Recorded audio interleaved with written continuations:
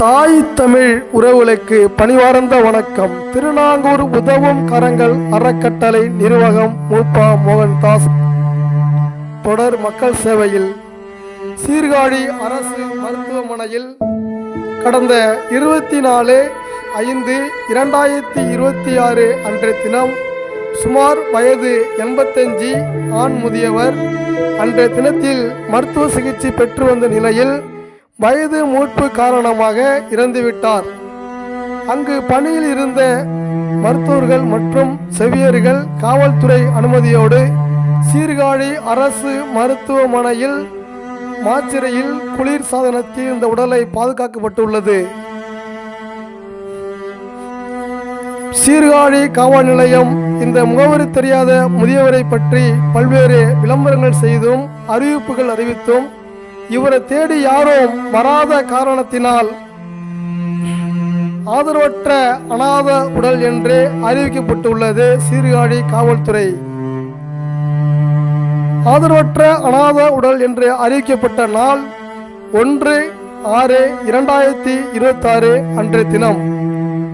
இந்த செய்தியை கண்டறிந்து திருநாங்கூர் உதவும் கரங்கள் அறக்கட்டளை நிர்வாகம் நேரில் சென்று ஆய்வு செய்து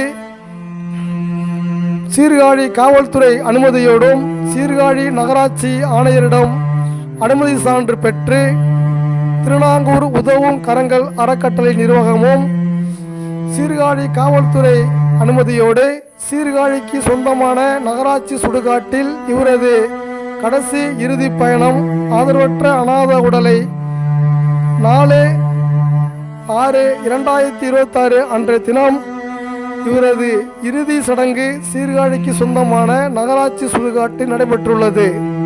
இது போன்று பல்வேறு ஆதரவற்ற அனாத உடலை திருநாங்கூர் உதவும் கரங்கள் அறக்கட்டளை காவல்துறை அனுமதியோடு இறுதி சடங்கு செய்து வருகின்றோம்.